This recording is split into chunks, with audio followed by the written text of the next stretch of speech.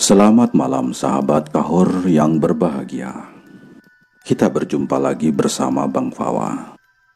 Di sini Bang Fawa akan menceritakan sebuah kisah yang dialami oleh 4 orang.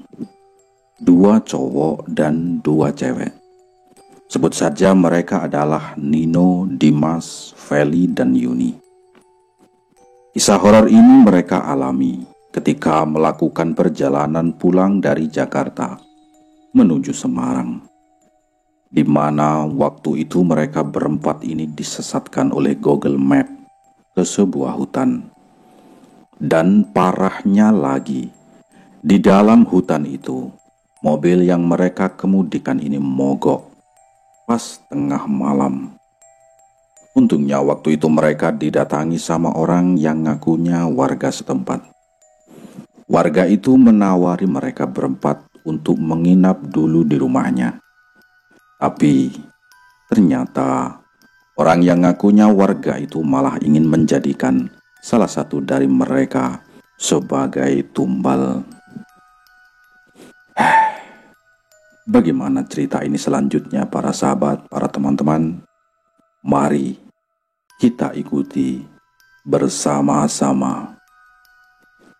Kita mulai ke cerita Nino, Dimas, Feli, dan Yuni. Nah, 4 orang ini sejak SMA, mereka ini berempat sudah berteman akrab, dan itu sudah sangat lama. Sampai sekarang, sampai mereka ini kuliah pun, mereka masih bersama-sama.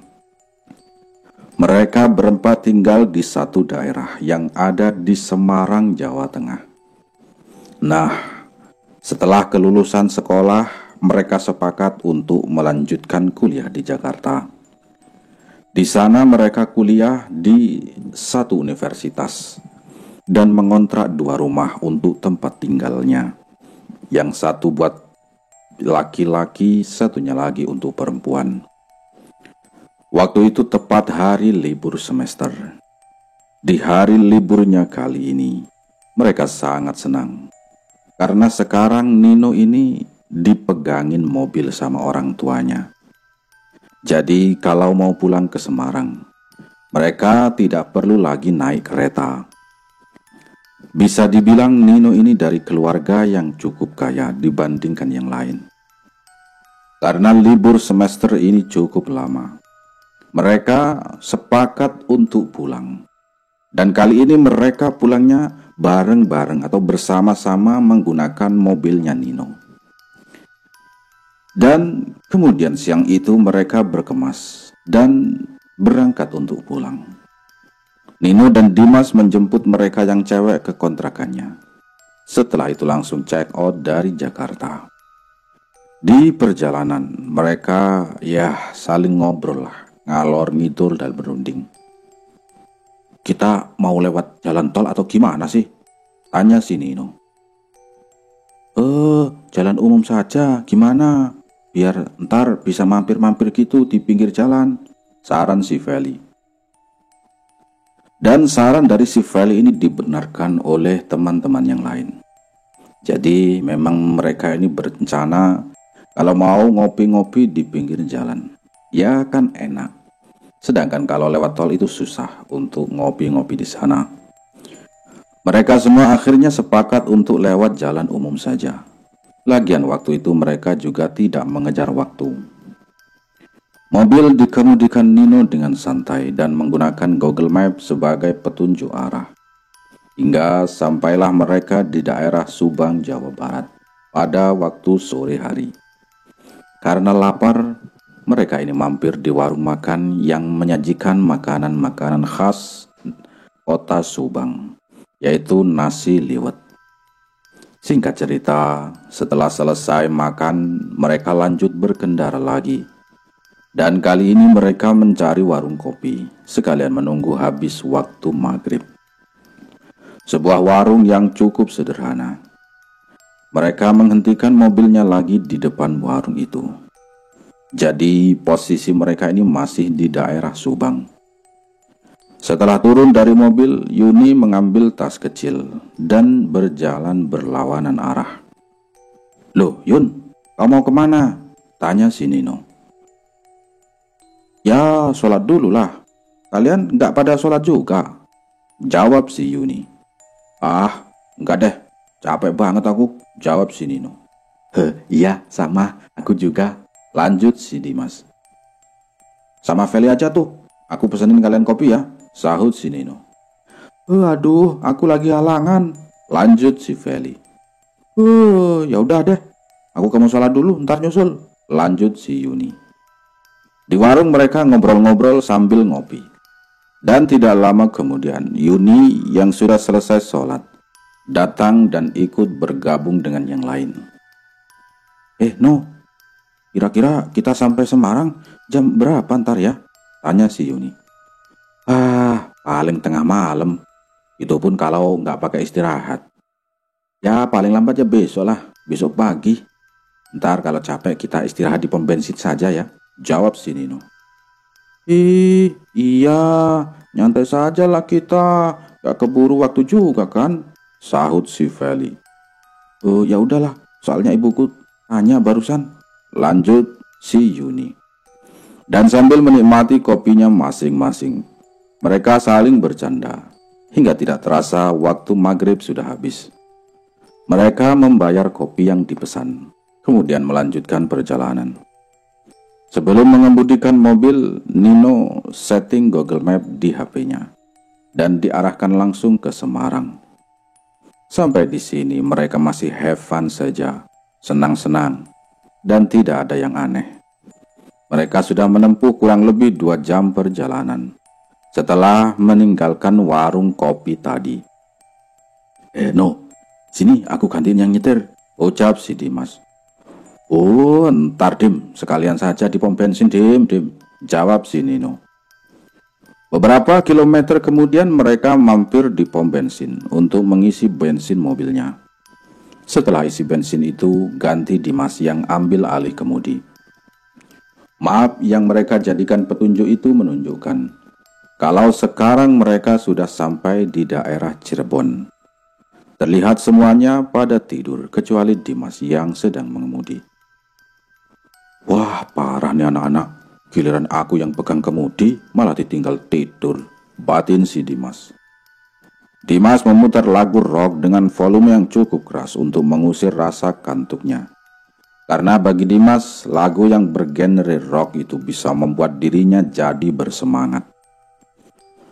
Dim, lagunya kecilin dikit, kenapa Dim? Berisik banget.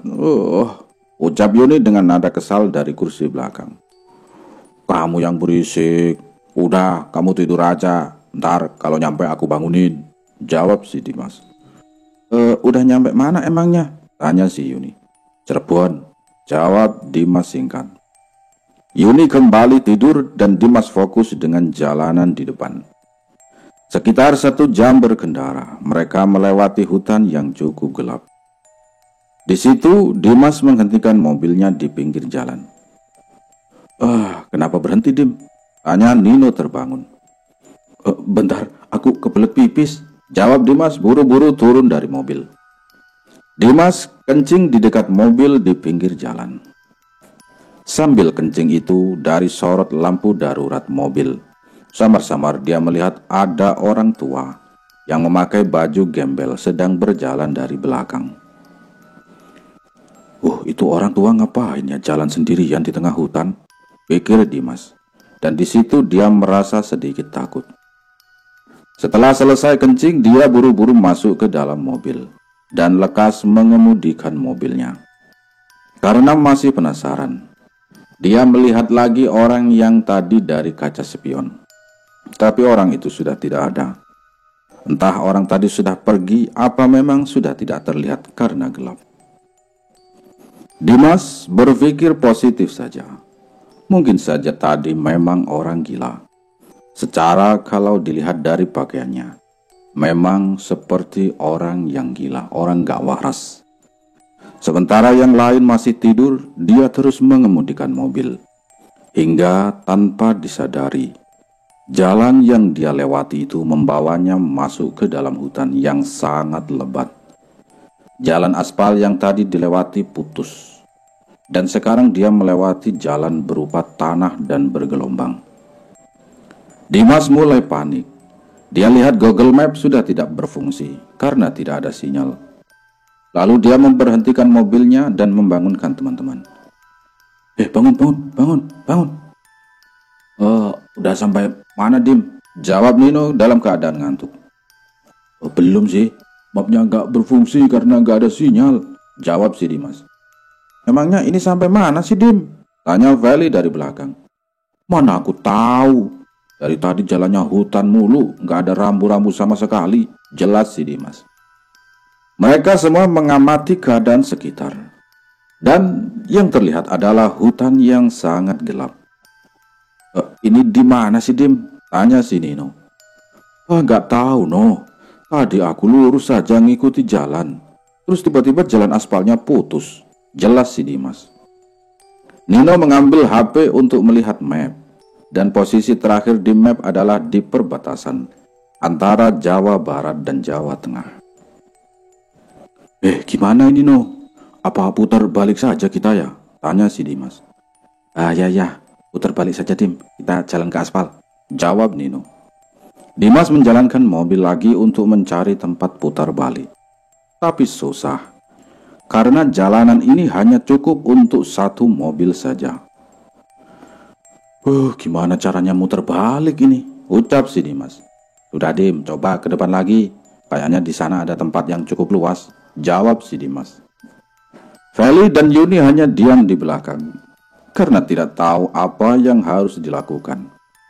Seringkali Feli memperhatikan keadaan sekitar, dan sekilas dia melihat ada laki-laki tua membawa cangkul yang sedang berdiri di sebelah pohon. Dia sedang memperhatikan mobil mereka. Bulu kuduk langsung berdiri. Dia membuang pandangannya dari orang tersebut. Beberapa meter ke depan, tiba-tiba, wah! Ban mobilnya melewati lubang dan sepertinya lubangnya itu cukup besar. Dim, hati-hati, Dim. Kalau sampai bocor, mampus kita, kata si Nino. Perasaan gak ada lubang deh tadi, ucap Dimas yang tak merasa ada lubang sama sekali. Belum sampai di tempat yang dituju, tiba-tiba, glegek. Mesin mobilnya ini mati alias mogok. Ngapain berhenti, Dim? Tanya Yuni dari belakang. Wah, mampus, mobilnya mogok, jawab Dimas dengan panik. Sudah, coba cek indikator bensinnya, Dim, pinta si Dino. Masih banyak kok ini, jawab Dimas sambil memperhatikan indikator bensin. Lagian gak mungkin habis, kan tadi sudah diisi, lanjut si Dimas. Mereka akhirnya semuanya panik tidak karuan. Seringkali Feli melihat ke arah belakang untuk mencari laki-laki tua yang dia lihat tadi, tapi tidak ada. Hus, sudah kalian berdua diam saja, biar aku sama Dimas yang cek mesinnya ya, ucap Nino pada Feli dan Yuni. Nino dan Dimas turun dari mobil dan melihat keadaan mesinnya. Tapi setelah dilihat, sepertinya mesin mobilnya ini tidak ada masalah sama sekali dan normal. Karena mungkin indikator bensinnya rusak. Mereka akhirnya cek tangki bensin dan tangki bensin pun masih terlihat terisi. Oh, Yun, gimana nih? Aku takut, ucap Feli di dalam mobil. Tenang aja, Fel. Biar dicek dulu sama Nino dan Dimas, jawab si Yuni. Karena tidak menemukan kerusakan, Nino dan Dimas kembali masuk ke dalam. Gimana, No? Udah beres kan? Tanya si Yuni. Di bagian mesin nggak ada yang rusak. Tapi kok bisa mogok ya? Jawab si Nino. Dim, coba nyalain lagi, Dim, pinta si Nino lagi. Dimas coba menghidupkan lagi mesin mobilnya, tapi tetap saja tidak bisa. Dan keadaan itu membuat mereka semua panik dan takut, karena mengingat posisi mereka sekarang ada di dalam hutan. Mau minta bantuan, tidak ada orang dan juga tidak ada sinyal. Karena mungkin yang dikatakan Yuni itu benar, mereka akhirnya berdiam di dalam mobil sambil mencari solusi. Setelah cukup lama menunggu, Dimas coba menyalakan mesin mobilnya lagi, tapi tetap saja tidak bisa. Kamu tadi kok bisa sampai di sini? Gimana sih, Dim? Ucap Feli yang kesal. Kan tadi udah aku bilang GPS-nya mati. Jawab Dimas sedikit kesal. Wes udah nggak ada gunanya bahas itu. Sekarang gimana caranya mobil ini bisa jalan lagi dan kita ini bisa keluar dari sini? Sahut si Nino. Coba dorong aja no. Siapa tahu bisa nyala. Yuni menyarankan. Mereka akhirnya turun dan mendorong mobilnya. Kecuali Dimas yang menghandle kopling untuk menyalakan mesin mobil selama didorong. Nah, pas turun dari mobil, pandangannya Feli tiba-tiba tertuju ke sebuah pohon yang tidak jauh dari situ. Dan samar-samar dia melihat ada orang yang tengah berdiri tegap menghadap ke arah mereka. Spontan Feli membuang pandangannya dari pohon tersebut dan ikut mendorong mobil. Tapi usahanya itu tidak membuahkan hasil. Mesin mobilnya tetap saja tidak bisa nyala. Karena capek, mereka menghentikan usahanya dan bersandar lemas di belakang mobil sambil mengatur nafas. Udah capek aku, ucap si Feli. Sama. Ini mau gak mau kita tunggu pagi buat cari bantuan, lanjut si Nino. Dalam kondisi capek, lagi-lagi pandangan Feli tertuju ke sebuah pohon. Dan ternyata pohon itu adalah pohon yang dia lihat tadi. Loh, perasaan tadi sudah dorong mobil ini cukup jauh. Tapi kok itu pohon masih kelihatan di situ ya? Ucap si Feli dalam hati. Lalu dia memperhatikan keadaan sekitar. Dan ternyata benar. Ini memang tempat tadi sebelum mendorong mobil. Kalian ngerasa ada yang aneh nggak? Ucap si Feli. Aneh kenapa sih, Vel? Tanya si Nino. Ini tempat kan terakhir kali kita berhenti. Jelas si Feli.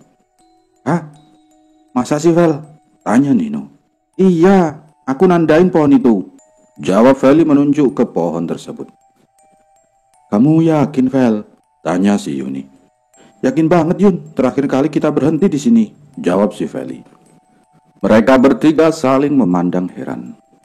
Lalu Dimas turun dari mobil dan menghampiri mereka bertiga. Gimana ini?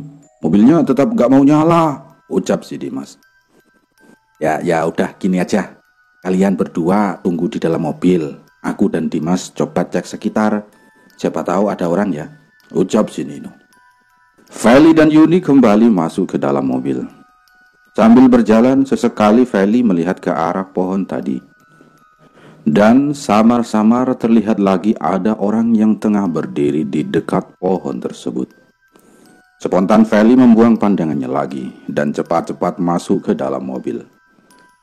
Waktu sudah menunjukkan pukul 21 atau jam 9 malam. Perasaan Feli bercampur aduk antara takut dan khawatir tidak mendapatkan bantuan. Di dalam mobil, dia bilang kepada si Yuni. Yun, kamu ngerasa ada yang aneh gak malam ini? Aneh kenapa sih, Vel? Tanya si Yuni. Kayak ada sesuatu gitu yang ngikutin kita, jawab si Feli. Hus, jangan ngomong aneh-aneh, berdoa saja, Vel, tegas si Yuni. Sementara Feli dan Yuni di dalam mobil, Nino dan Dimas mengeksplor keadaan sekitar menggunakan senter HP. Tapi tidak ada tanda-tanda kehidupan sama sekali. Semuanya berupa hutan dan gelap. Udah no, kita balik mobil aja, tunggu pagi ya, ucap si Dimas. Aku masih gak habis pikir deh. Perasaan mesin mobil gak kenapa-napa dah. Tapi kok bisa mogok ya? Lanjut si Nino. Iya ya. Apa jangan-jangan hutan ini banyak setannya no? Dan mobilnya sengaja dimogokin? Ucap si Dimas. Hus, ini kalau ngomong asal nyeplos aja. Gak baik ngomongin setan di tengah hutan, jawab si Nino. Karena memang tidak ada tanda-tanda kehidupan, mereka berdua kembali ke mobil. Gimana? Mau bantuan gak? Tanya si Feli. Gak ada. Sepi, jawab si Dimas. Terus kita bagaimana dong? Tanya si Feli lagi. Udah jangan panik. sekarang kita tidur saja. Semoga besok kita mendapatkan bantuan, jawab si Dimas sambil mengunci mobil. Mereka mengatur posisi kursi masing-masing dan berusaha untuk tidur. Ketika sedang nyenyak tidur, tiba-tiba tok tok tok tok tok tok tok tok tok tok. Sayup-sayup terdengar ada yang mengetuk kaca mobil dari luar. Feli yang menyadari itu terlebih dahulu langsung bangun. Tapi dia tidak berani membuka kaca mobilnya. Yun, bangun Yun. Yun, bangun, ucap Feli membangunkan temannya si Yuni. Ada apa, Fel? Tanya Yuni dalam keadaan ngantuk. Ada yang ketuk-ketuk di luar, jelas si Feli. Dok dok dok dok dok dok dok dok dok dok. Suara ketukan itu masih berlanjut. Siapa ya, Fel, malam-malam gini, Fel? Tanya si Yuni takut. Enggak tahu. Enggak kelihatan orangnya, jawab si Feli. Yuni langsung membangunkan Nino dan Dimas. Nino, Dimas, bangun. Ada apa, Yun? Jawab Dimas dalam keadaan ngantuk. Ada yang ketuk-ketuk di luar, jelas si Yuni. Siapa? Tanya si Dimas. Enggak tahu, gelap, jawab si Yuni. Nino dan Dimas langsung bangun dan coba melihat siapa yang ketuk-ketuk kaca mobil. Tapi mereka tidak bisa melihat karena kondisinya sangat gelap. Jangan-jangan hantu nih, ucap Dimas dengan panik. Hus, udah bukain saja, siapa tahu ada orang yang mau bantu kita, pinta si Yuni. No, bangun no. Ada apa? Ada orang ketuk-ketuk. Kamu saja deh yang buka ya, pinta si Dimas. Dan pelan-pelan Nino membuka kaca mobilnya. Tiba-tiba terlihat ada laki-laki parubaya. Dia mengenakan kemeja hitam, pakai belangkon di kepalanya, dan sedang mengepulkan asap rokok. Mereka semua dibuat tercengang melihat orang itu. Maaf Pak, ada apa ya Pak? Tanya Nino gemetar. Kalian pada ngapa di sini? Jawabnya dengan logat Jawa ngapak. Itu Pak, mobil kami mogok, jadi kami terpaksa nunggu pagi Pak, jawab si Nino. Aja turun nang kene rapi, ucap laki-laki itu. Jangan tidur di sini, tidak baik, katanya. Iya Pak, tapi mobil kami nggak bisa jalan Pak, ucap si Nino. Sudah, pada turun nang emahku bae, aja turun nang kene rawan.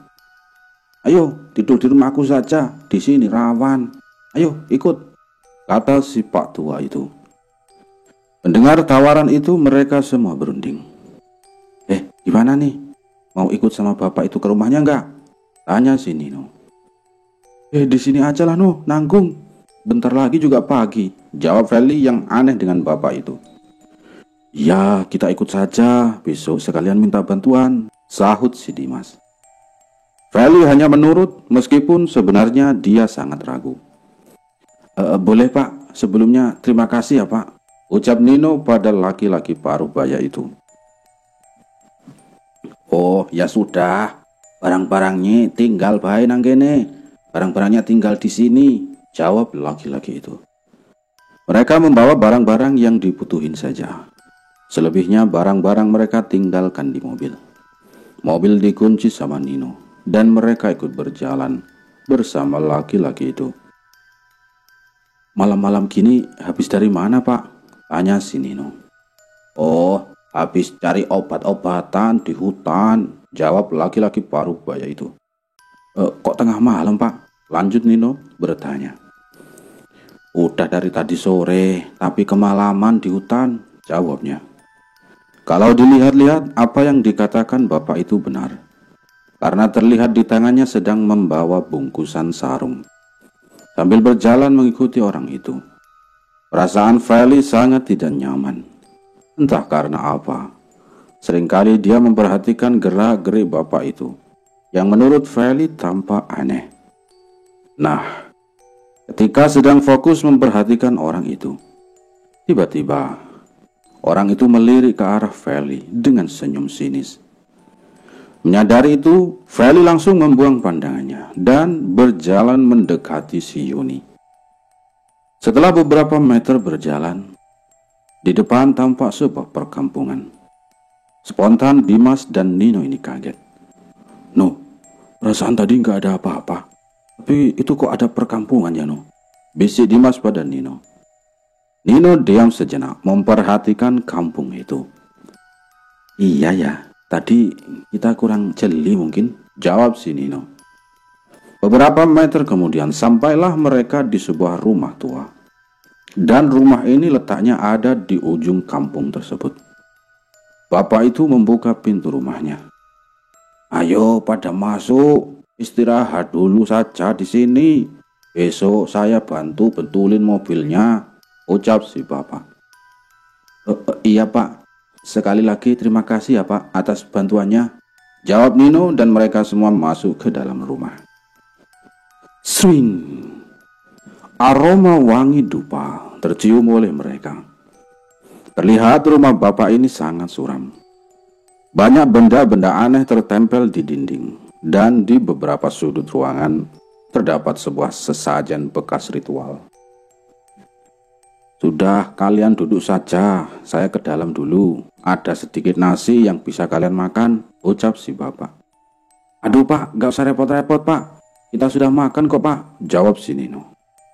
Bapak itu mengabaikannya dan masuk ke dalam.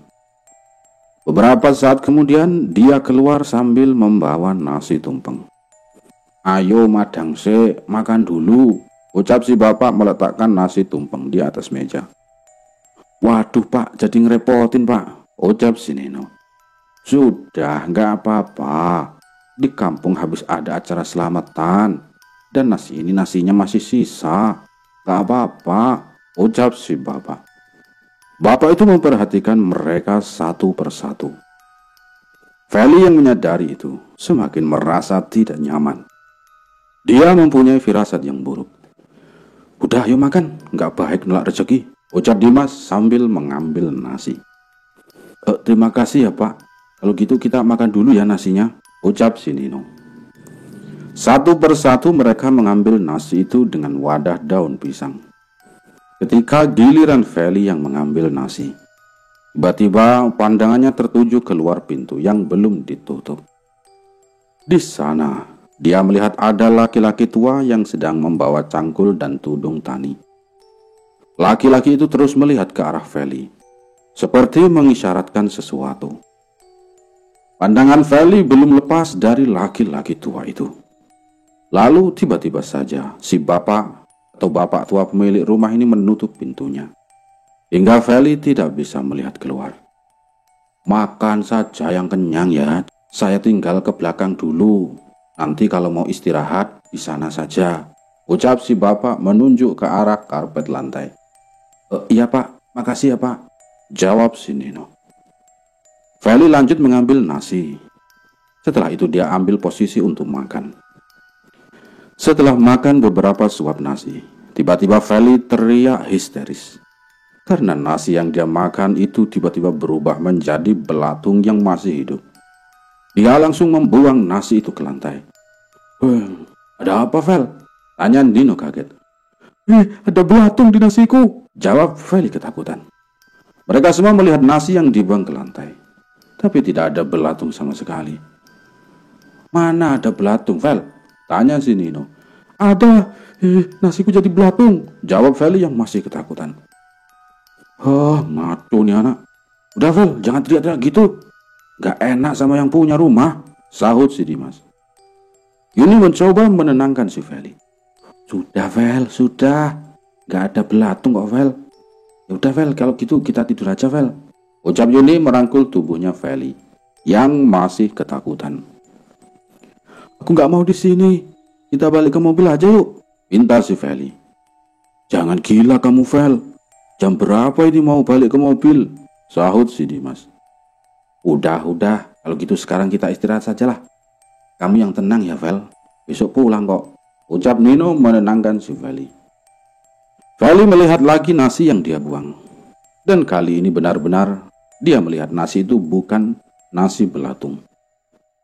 Ketika sedang merangkul tubuh Feli, Sekilas Yuni melihat ada orang yang sedang mengintip mereka dari sela-sela selambu pintu. Orang itu langsung pergi dari selambu setelah tahu kalau Yuni menyadari keberadaannya. Yuni hanya diam. Lalu mereka meletakkan nasi di atas meja dan pindah ke karpet lantai. Sambil berjalan menuju ke karpet lantai, mata si Yuni tidak lepas dari selambu itu. Karena penasaran dengan siapa yang ada di balik selambu itu. Dim, mau kemana kamu, Dim? Tanya Nino pada Dimas.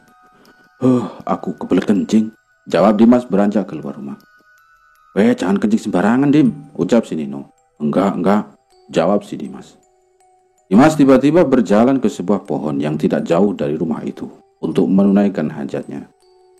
Setelah selesai kencing, dia dihadang oleh sosok laki-laki tua membawa cangkul dan mengenakan tudung tani. Jaga temanmu, dia lemah, ucap laki-laki itu secara tiba-tiba. Dimas tidak menghiraukan ucapan laki-laki itu dan berlari kembali masuk ke dalam rumah dan menutup pintunya. Melihat Dimas yang tampak panik, Nino berkata, kenapa kamu, Dim? Kayak habis dikejar setan aja, Dim.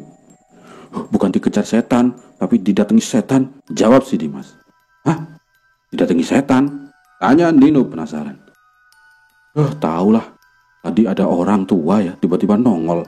Katanya suruh jagain temanku, jawab si Dimas.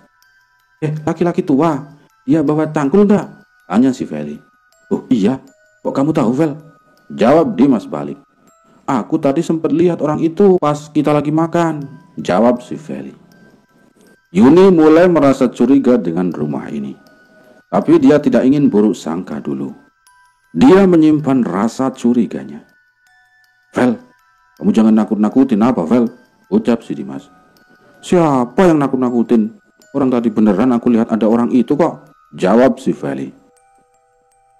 Suasana malam itu jadi mencekam dan mereka semua takut. Terlebih melihat kondisi rumah ini yang penuh dengan sesajen dan bekas dupa yang dibakar. Kayaknya bapak tadi itu dukun deh, ucap Nino sambil memperhatikan seluruh isi rumah. Apa balik saja kita ke mobil, ucap si Dimas. Jangan, bahaya. Ini sudah tengah malam. Mending di sini saja sampai pagi. Tapi ya kita jangan sampai ada yang tidur, timpal si Yuni. Suasana ini menambah suasana horor di rumah itu.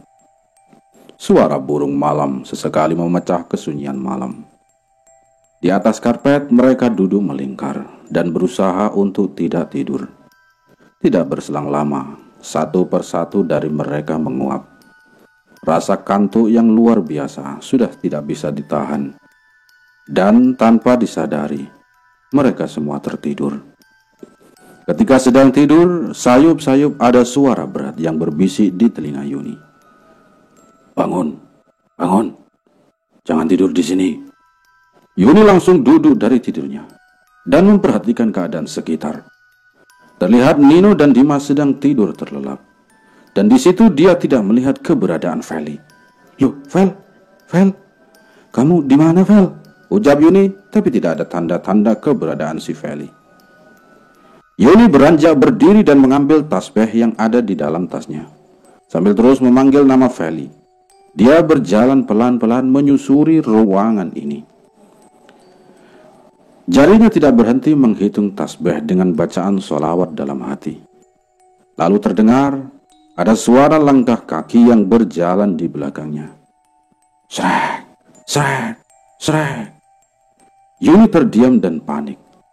Lalu terdengar lagi ada suara laki-laki yang berucap, kamu jangan ikut campur atau nasibmu akan sama seperti temanmu. Pelan-pelan Yuni memberanikan diri untuk melihat ke belakang. Dan ternyata di belakangnya itu adalah si bapak pemilik rumah ini. Dia sedang menyekap Feli dan membungkam mulutnya. Feli, mau diapakan temanku, Pak? Ucap Yuni sedikit membentak. Hahaha, temanmu akan aku jadikan persembahan, jawab si bapak sambil ketawa lantang. Enggak, tolong lepasin Feli, Pak, pinta si Yuni. Lalu terdengar suara Nino dan Dimas. Yun, bangun Yun. Spontan Yuni terbangun dan mulutnya ini masih menyebut nama si Feli. Kamu mimpi apa sih, Yun? Tanya si Nino. Yuni mencari keberadaan Feli, dan ternyata malam itu Feli benar-benar tidak ada di tempat. Loh, Feli di mana no? Tanya Yuni panik. Karena kejadian tadi, Yuni benar-benar mimpi tapi seakan kenyataan. Loh, iya ya, kemana Feli?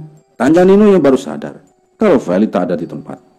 Wah gawat no, Feli dalam bahaya, ucap si Yuni.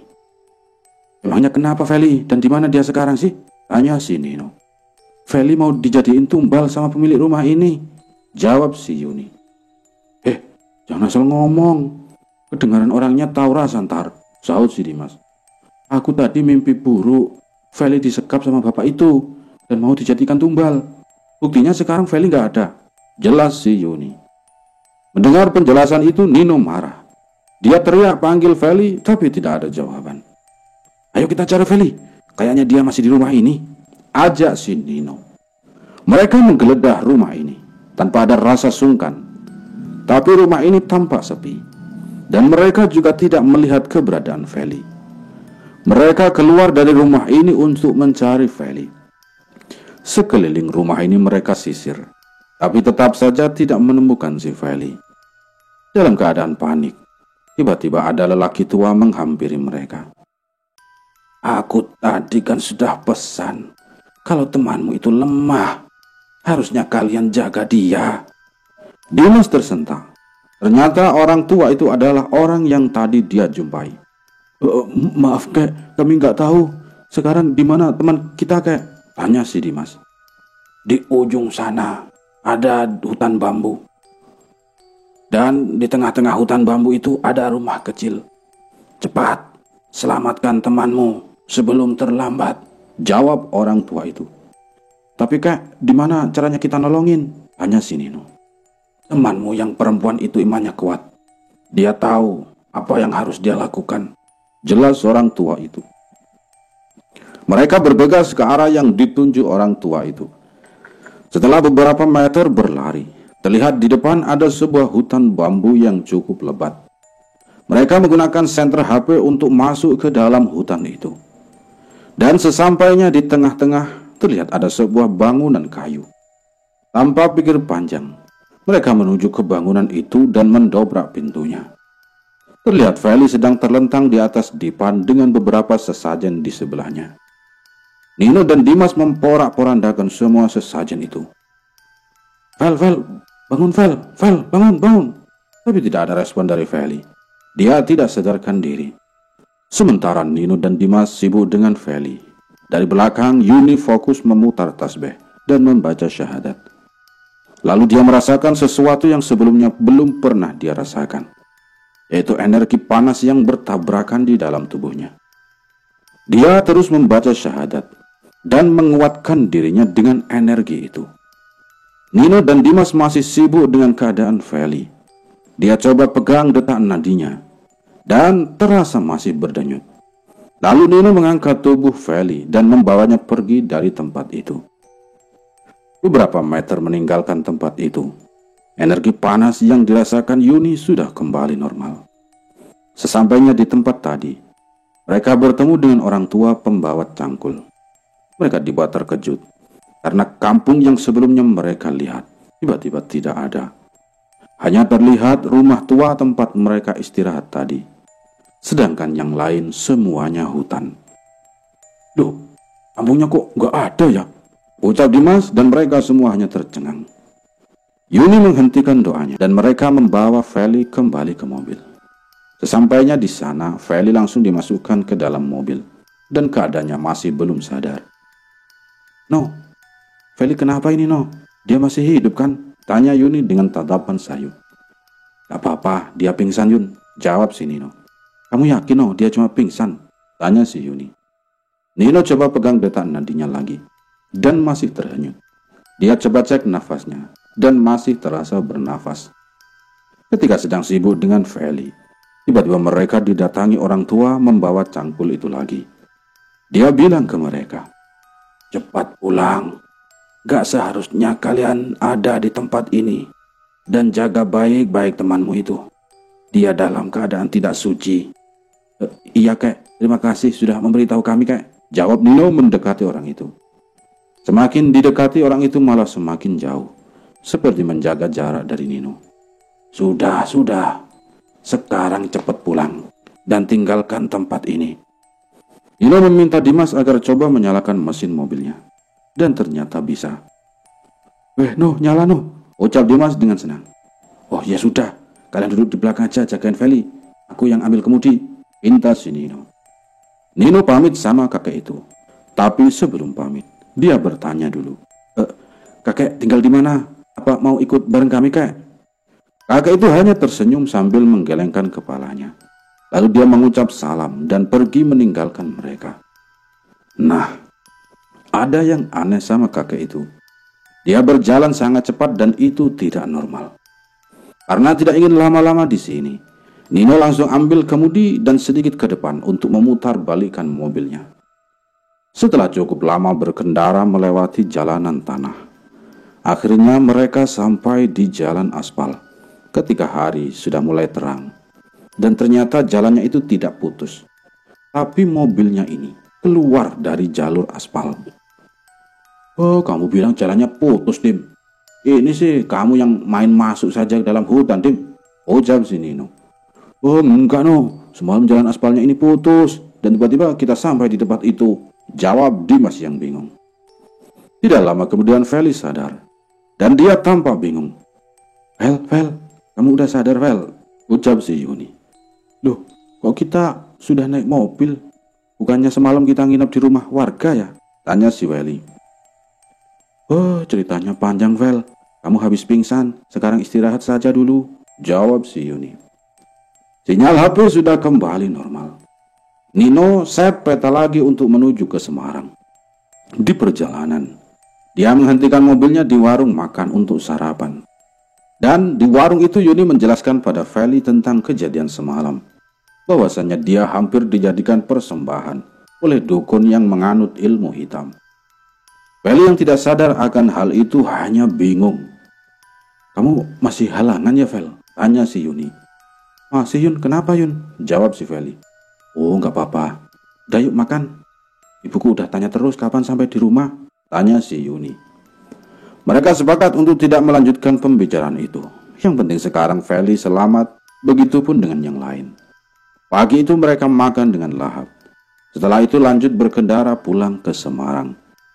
Singkat cerita, sampailah mereka di rumah masing-masing sekitar pukul 11 siang. Dan kejadian satu malam itu adalah kejadian yang paling menegangkan bagi mereka semua. Sampai sekarang mereka tidak tahu siapa orang tua yang membawa cangkul itu. Apakah dia manusia atau jin yang menunggu hutan itu? Selanjutnya, kalau pulang libur kuliah mereka tidak pernah lagi lewat jalan umum. Mereka memilih untuk lewat jalan tol saja. Selesai.